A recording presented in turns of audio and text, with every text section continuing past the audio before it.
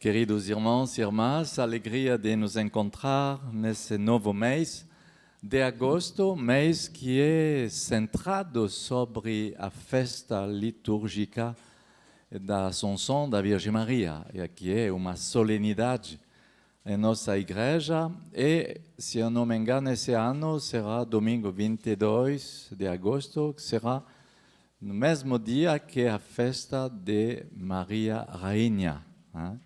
Então, é uma ocasião para nós, nesse compêndio, sobre a responsabilidade de meditar sobre como a Virgem Maria foi responsável, como ela respondia ao chamado de Deus. E eu pensei que seria interessante de se fazer ajudar com justamente Santo Alfonso Maria de Ligoria, que acabamos de celebrar a festa, a memória, essa segunda-feira, que escreveu esse documento tão lindo, As Glórias de Maria. Então, inspirado, nos deixando inspirados por ele, por justamente poder meditar sobre as virtudes da Virgem Maria.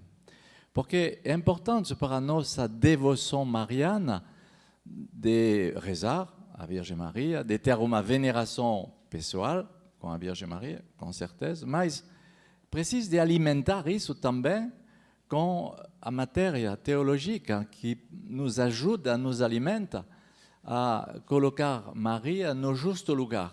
É uma teologia espiritual inspirada das Escrituras, do magistério e da tradição, que sempre nos ajuda a bem fazer corresponder nossa oração, nossa vida espiritual, nossa veneração, de uma maneira teológica bem ajustada.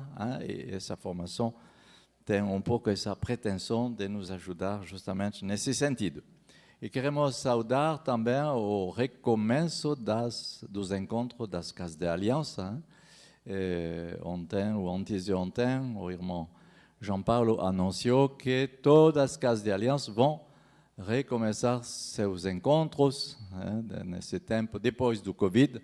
Agora, recomeça nesse mês de agosto esses encontros. Então, em comunhão com todos vocês e com todas as casas que vamos meditar esse tema da Virgem Maria, Rainha das Virtudes, esperando que isso vai inspirar cada um de nós a praticar as virtudes, não somente saber, não somente rezar com essas virtudes, mas entrar mais na prática dessa vida virtuosa que a Virgem Maria nos ajuda a viver.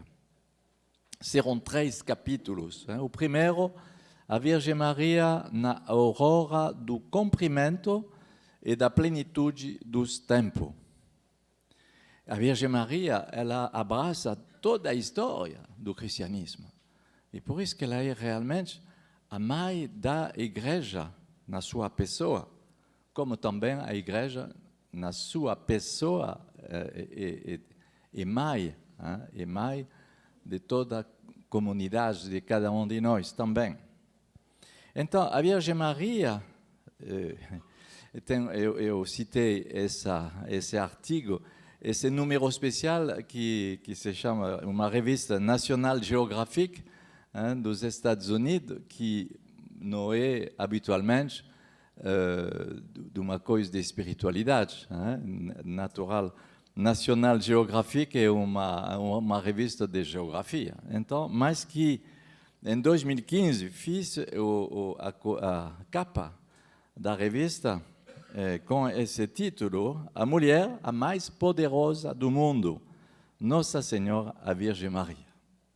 Interessante de ver nos quiosques de jornais aparecer esse título, que talvez os jornais católicos teriam um pouco de apreensão e de medo de colocar assim.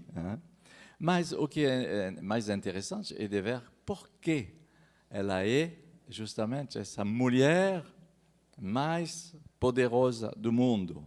Não é segundo o espírito do mundo, não é segundo as manifestações feminista da Virgem Maria, que ela é mais poderosa, como uma pessoa política, não, eu acho que não é desse lado. Né?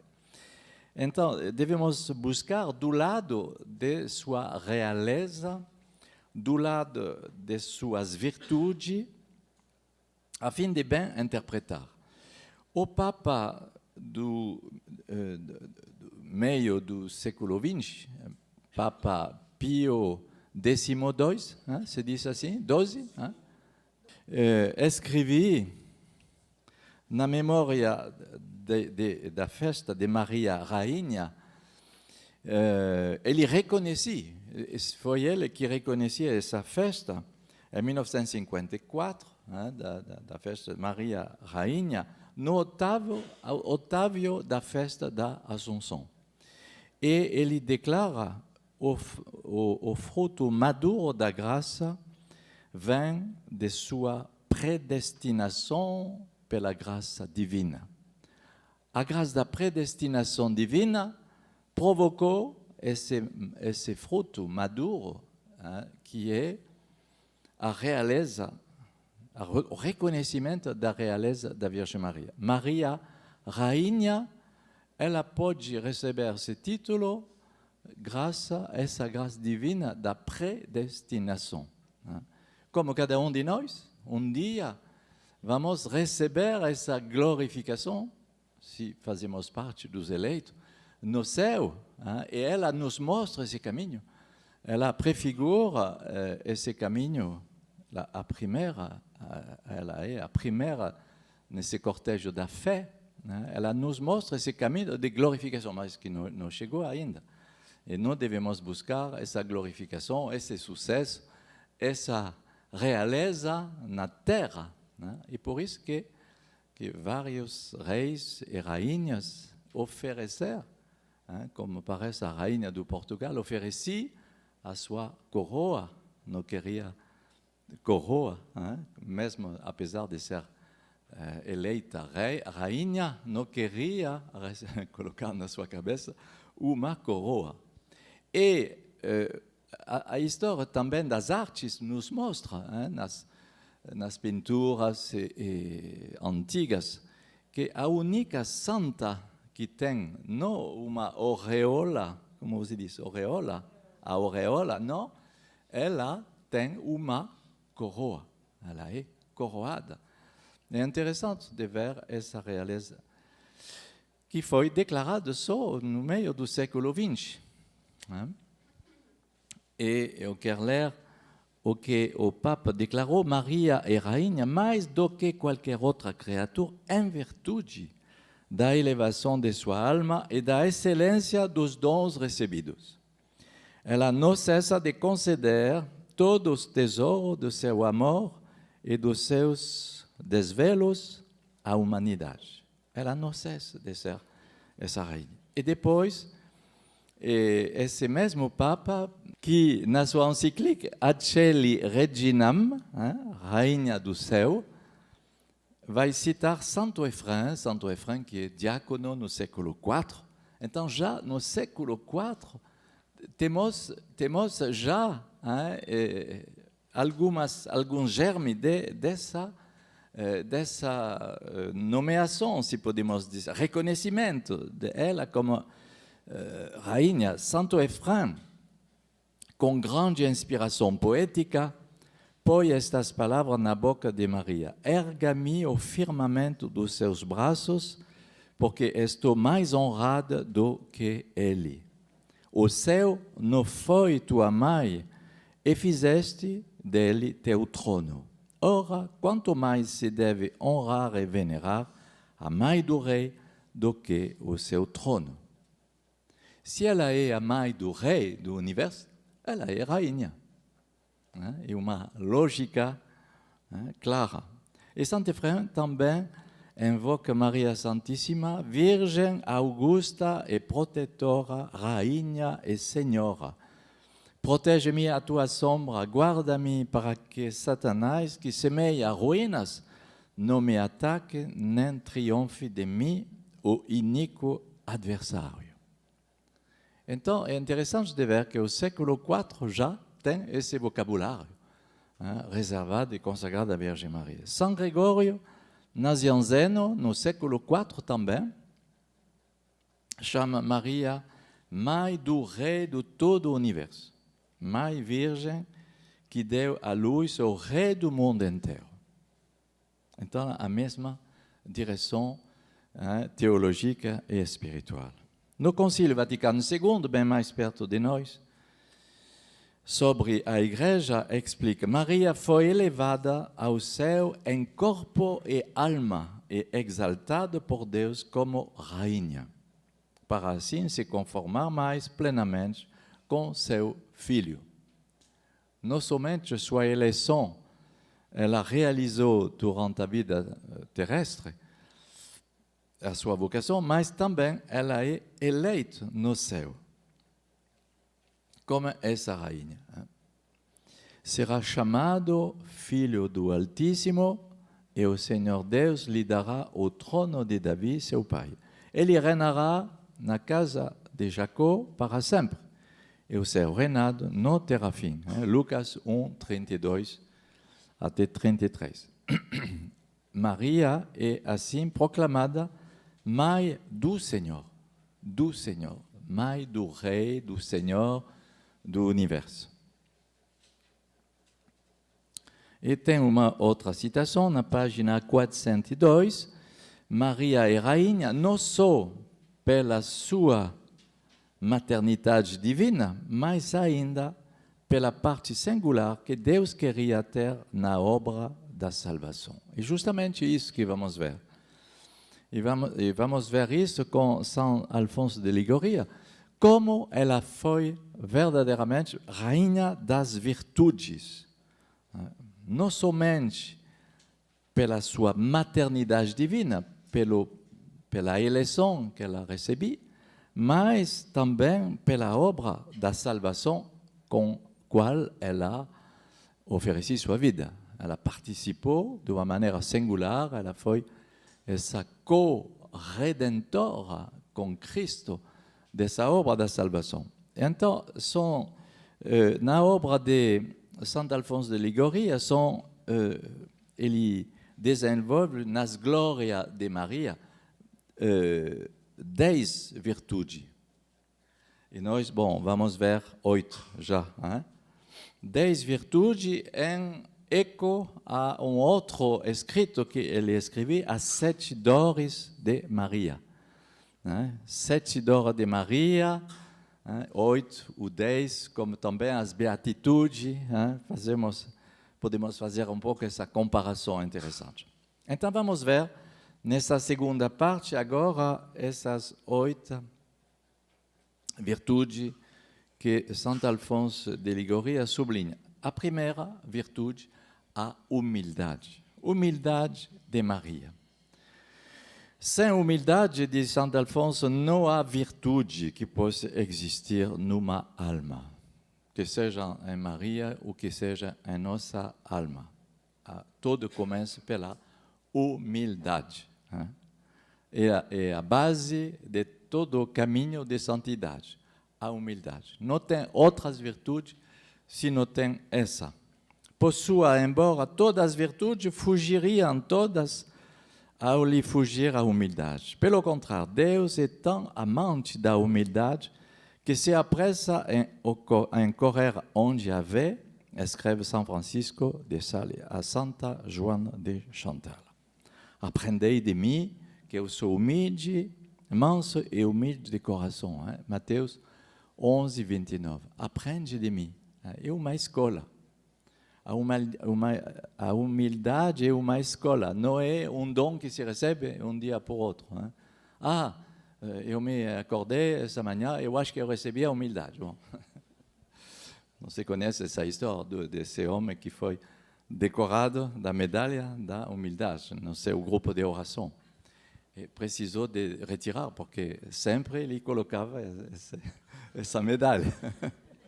Então, não, a humildade, como diz o padre canta a messa, a humildade, as pessoas que têm um pouco de humildade não percebem. É interessante de saber. Se você acha que você é humilde, então é o sinal que não começou. E canta a messa diz a humildade, essa virtude é como a doença de Alzheimer. Não é escrito isso. Mas é como Alzheimer. A pessoa que acha que ela não tem essa doença. Mas o risco é quando a pessoa não sabe que ela tem. Infelizmente, acabamos de visitar nossa amiga Victoria. Você continua a rezar por ela, que está diminuindo. E com essa doença na França. A humildade, as pessoas não percebem que tem humildade, não. Os santos são humildes sem fazer de propósito, isso é a questão. Então, devemos começar a desejar essa humildade que muitas vezes acontece com muitas dificuldades, humilhação. Precisa de aceitar muitas humilhações para fazer um pouco de humildade. Segundo, a virtude, o amor de Maria para com Deus. Ela ama seu Senhor, ela ama de um modo especial, ou ela tem o amor divino que feriu a alma de Maria, diz Santo Alfonso de Liguria. É engraçado, o amor de Deus feriu o coração de Maria. Observe São Bernardo, ele vai citar Santo Alfonso é do século XVIII e São Bernardo do século XII. E em cada virtude, ele vai citar um padre da igreja, um grande santo. São Bernardo, que não lhe deixou parte alguma que não fosse ferida de amor. Ela foi inteiramente ferida do amor de Deus. Desse modo, pois, cumpria, Senhor, perfeitamente o primeiro preceito divino, o meu amado é para mim e eu para ele. Então, todo no coração de Maria foi impregnado, ferido desse amor por Deus. Nada nela foi deixado fora desse amor de Deus. Interessante. Nós somos feridos de amor como? Quando eu recebi a primeira Eucaristia. Quando eu vivi minha conversão, minha primeira conversão. Quando eu fui batizado no Espírito Santo. Quando casamos, ou quando me engajei nos votos, nos engajamentos. Bom, nós temos percepção que o amor de Deus feriu meu coração de uma maneira muito positiva. Significa que essa marca que entrou em mim, eu não vou poder rejeitar um dia. Nunca. É impossível. Isso é a ferida de amor. Foi gravada em mim. Eu não posso fugir dessa ferida de amor. É muito bonito. A Virgem Maria vivia exatamente, e bem mais que nós, essa ferida do amor de Deus. Puro, esse amor puro, completamente de afetos terrenos. Estava preparadíssimo a andar, a arder nessa bem-aventurado fogo. Fogo e chama não tão somente era, pois o coração de Maria. Sobre esse amor, o Cântico dos Cânticos, eis as suas palavras, assim como de um intenso fogo fogem as moscas.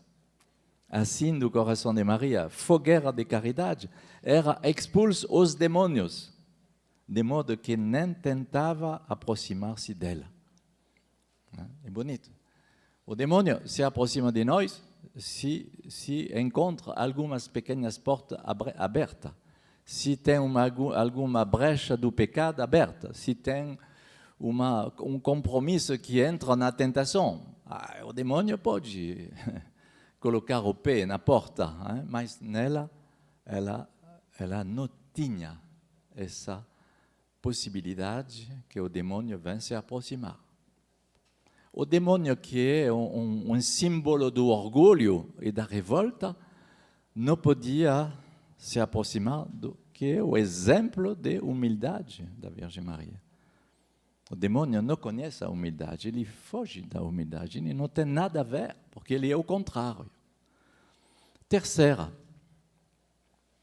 virtude, a caridade, a fé e a esperança. São as três virtudes teologais que a Virgem Maria vivia plenamente, como nunca houve, nem haverá quem ama a Deus mais do que Maria, diz Santo Alfonso.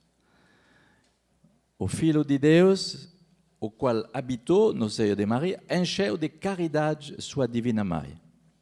Ele cita Santo Ireneu, século II, que evangelizou a França, no século II, Santo Ireneu de Lyon, que o dano que Eva, com sua incredulidade, causou, Maria o reparou com sua fé.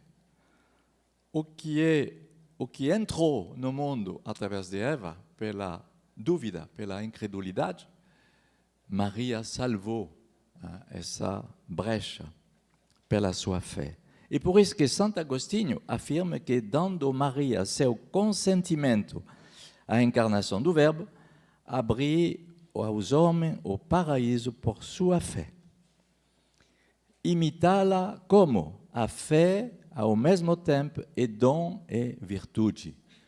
O dom da fé, diz Santo Alfonso, é um dom, se recebe, é um dom de Deus, e ao mesmo tempo é uma virtude. Devemos fazer atos de fé, porque se temos a fé sem fazer atos de fé, não vai se transformar em virtude em nós, em nossa vida. Todo posso naquele que me fortalece, como diz Filipenses 4:13. Depois, quarta virtude, a castidade da Virgem Maria. Ela, com razão, é chamada Virgem das Virgens, como diz Santo Alberto Magno, no século XIII, esse grande dominicano, Santo Alberto Magno, alemão, que estudou em Paris. Ela foi a primeira a oferecer sua virgindade a Deus, dando-lhe assim as outras virgens que a imitaram. A Virgem Maria é verdadeiramente a primeira mulher de Deus a fundar uma escola na história do cristianismo, que é a escola das virgens, a escola das consagradas, das religiosas que vão poder se consagrar na castidade e fazer toda essa linhagem de monges, de monjas, de religiosos, religiosas que se oferecem nessa castidade. Santo Ambrósio chama de estandarte da virgindade. Ela tem o estandarte da virgindade, ela, a Virgem Maria. E cita o Cântico dos Cânticos, bela como a pomba. Quinta virtude, a pobreza de Maria, que é a primeira beatitude, pobreza. Feliz os pobres, o reino dos céus é para eles. Virtude de pobreza é um bem, de Santo Alfonso, que encerra todos os outros bens. Tu quer os bens de Deus, tu quer alguma santidade, comece pela humildade, continua com a pobreza. Pobreza do coração abraça todos os outros. A primeira beatitude abraça todas as outras beatitudes.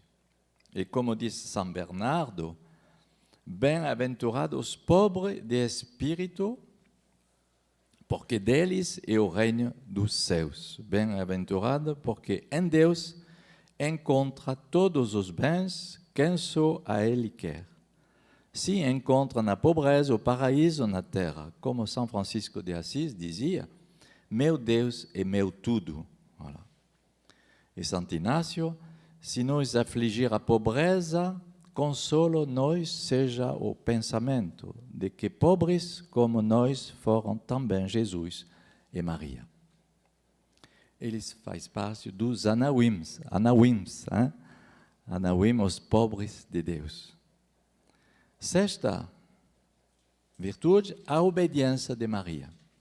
Santíssima Virgem amava a obediência. Quando da embaixada de São Gabriel não quis tomar outro nome senão de escrava. Eis aqui a escrava do Senhor. Eu sou escrava do Senhor. Eu sou serva do Senhor. Mas escrava é mais abandonada, é mais consagrada a seu mestre. Escrava é mais forte que serva. Temos também a outra palavra, doméstica. Doméstica é uma palavra linda porque vem de domus, que é a casa. Aquele que é consagrado à casa de Deus é doméstico. Foi uma palavra linda que se tornou um pouco pejorativa, como escrava ainda mais. Serva, escrava, doméstica, significa que ela é feliz de servir Deus na sua casa. Como nós deveríamos nunca esquecer a alegria de servir Deus na sua casa, em nossas casas, em nossas missões, que seja fora ou que seja dentro, deveríamos viver essa alegria. Mas tu vives no serviço da casa de Deus, tu não és feliz? Tu pareces tão escravo como as pessoas do mundo que não têm Salvador. Ai, ai, ai. Então, ancilla domini, como diz o latim, ancilla domini, ecce ancilla domini, eis a serva do Senhor. É muito bonito isso. E o que diz o demônio? Não servirei. Não servirão, em latim. Os padres da igreja comentam muito essa palavra. Eu sou a serva do Senhor. E o demônio que diz, não, eu não vou servir. Então, todas as vezes que temos tentação de desânimo, de fazer outra coisa, cuidado, porque o demônio não quer servir, não quer passar pelo serviço, justamente. E a Virgem Maria é Ancilla Domini. Muito bonito esse nome. Pobreza, obediência, então, daquela que ama. Obedeceu sempre em tudo a divina vontade, completamente despida de toda a vontade própria. São Beda, o Venerável, século 7, 7 e 8, comenta essa passagem. Maria era mais bem-aventurada por sua obediência a Deus do que por motivo de sua dignidade como mãe do Senhor. O que fez ela mais consagrada não era o chamada maternidade, mas pelo fato que ela obedecia em todo o tempo e por tudo a Deus. Ela obedecia, ela entrava no plano de Deus. Sete virtudes, a paciência de Maria. Só a compaixão com as penas do Redentor foi bastante por torná-la mártir da paciência, como diz Santo Alfonso de Liguria. Mártir da paciência. O que sofreu na viagem e na estadia no Egito, também na oficina de Nazaré, bastava sua assistência junto a Jesus moribundo no Calvário para fazer conhecer quanto foi constante e sublime sua paciência.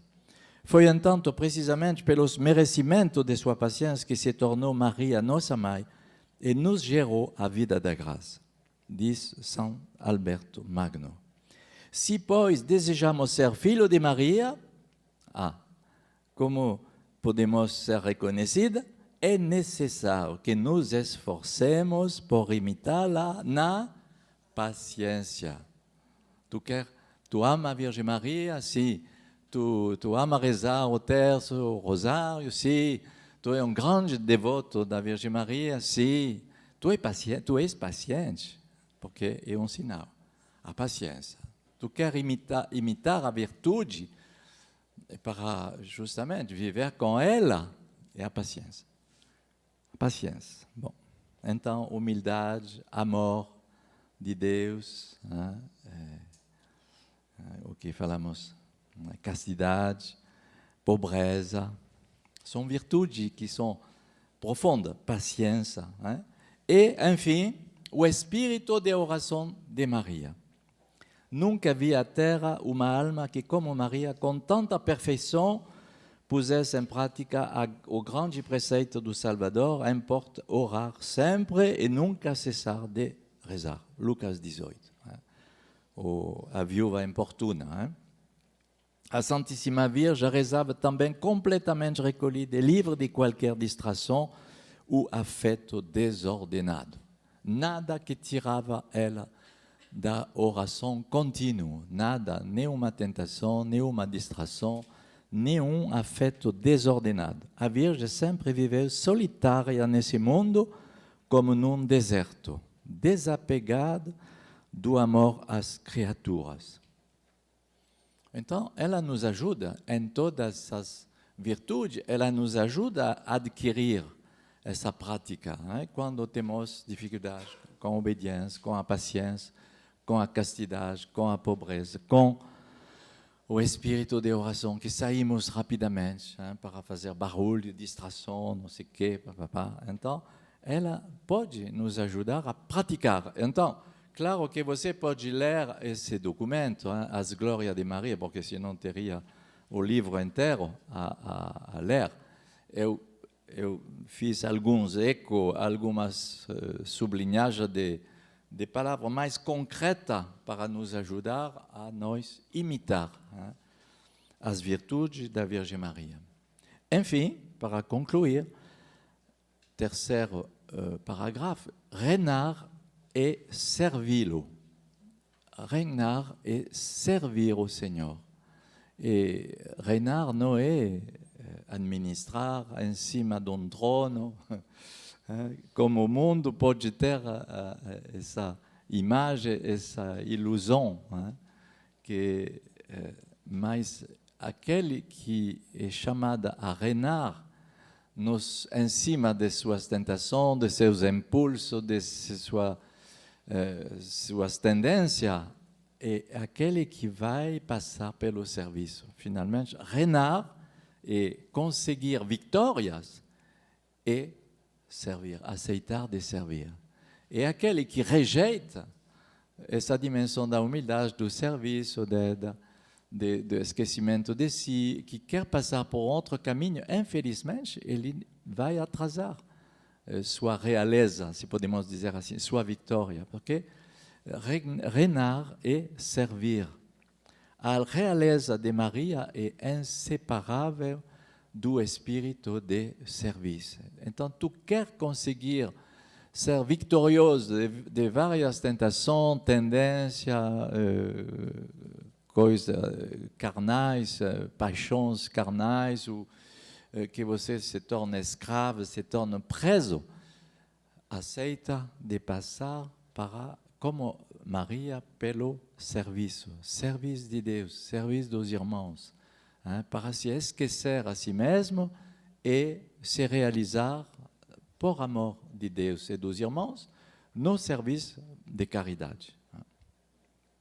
Mas isso não significa que é uma coisa passiva, que, como se diz, despreza sua personalidade, que é, como disse essa mulher, hein, Simone de Beauvoir, que eu citei lá no final desse artigo, Simone de Beauvoir, do século XX, na França, que foi a companheira de Jean-Paul Sartre, hein, o filósofo existencialista. Simone de Beauvoir fala, que é a rainha do feminismo de hoje. Hein? Simone de Beauvoir escreveu em 1949 O Segundo Sexo. Eu não acho que você deve procurar esse livro, mas porque ela trata nesse livro o contrário do que falamos com a Virgem Maria, dizendo que as mulheres comuns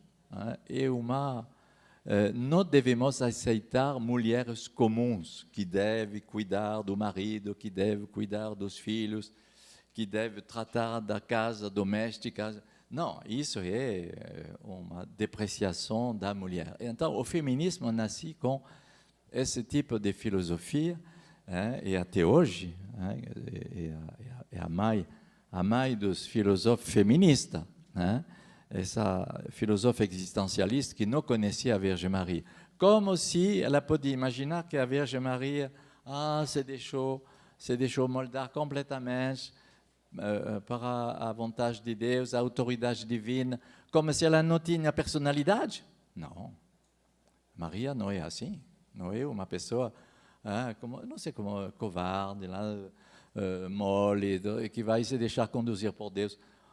E hoje, o feminismo de hoje é revoltado contra essa ideia patriarcal dos homens na igreja, esse tipo de coisa, mas não tem consideração da Virgem Maria como rainha do verdadeiro feminismo, justamente. Maria foi completamente na sua personalidade. Quando ela recebe o anúncio do anjo, ela é intrigada. Ela é chocada, cheia de graça. O demônio pode me seduzir, o demônio pode dizer uma coisa de sedução. Tu és cheia de graça, ela vai acreditar assim facilmente, você acha? Não. O evangelista Lucas, na Anunciação, vai dizer que ela foi atormentada.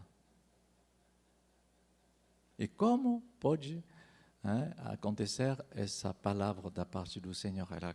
Ela queria saber de onde vem e como Deus me fala desse jeito. A Virgem Maria foi uma mulher forte, não foi uma mulher tão abandonada que ela parece que é insignificante. Não. Eu acho que essa Simone de Beauvoir não conhecia a verdadeira personalidade da Virgem Maria. Não conhecia, porque ela não poderia falar assim, que as mulheres não são livres, e a Virgem Maria não representa uma mulher que não é livre, ela é verdadeiramente livre. Ele olhou a pequenez de sua serva, e como diz esse grande dominicano famoso, o que seduziu o coração de Deus, se podemos dizer esse antropomorfismo, o que tocou o coração de Deus e que nunca encontrou na Terra uma pessoa tão pequena, tão humilde, que a Virgem Maria. Deus não procurava os seus dons, ele conhecia seus dons. Não procurava as virtudes, não procurava a santidade, ele conhecia, ele era o santo, eternamente santo.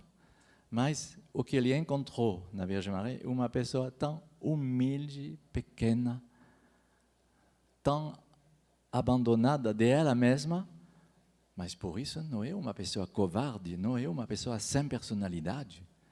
É uma pessoa justamente que é inteiramente ela mesma e inteiramente a Deus, adquirida a Deus. Então, todas essas virtudes, por nós, que passa pela dimensão da realeza do serviço, nos interpela muito, porque nessa lógica, essa lógica é completamente contrária à lógica do mundo, e do sucesso, e de realizar sua vida, e de viver realização, sucesso é outra coisa que o mundo defende. A Virgem Maria nos ensina uma outra lógica, que é reinar, é possível, é claro que é um chamado real de reinar, mas como? A partir dessas virtudes que parecem passivas, mas que são muito violentas em nós, que deveriam ser muito violentas em nós. Humildade, pobreza, obediência, castidade, espírito de oração, que nos interpela a fim de servir realmente de todo o nosso coração, servir Deus e servir nossos irmãos, praticar esses dois mandamentos. Que a Virgem Maria nos ajude a realizar verdadeiramente essa lógica de vida cristã que o mundo não conhece e que o Espírito Santo nos revela. E graças aos santos, graças a São José e à intercessão da Virgem Maria, o Senhor quer que nós entramos nessa escola dos Anawim. Amém? Que Deus nos abençoe.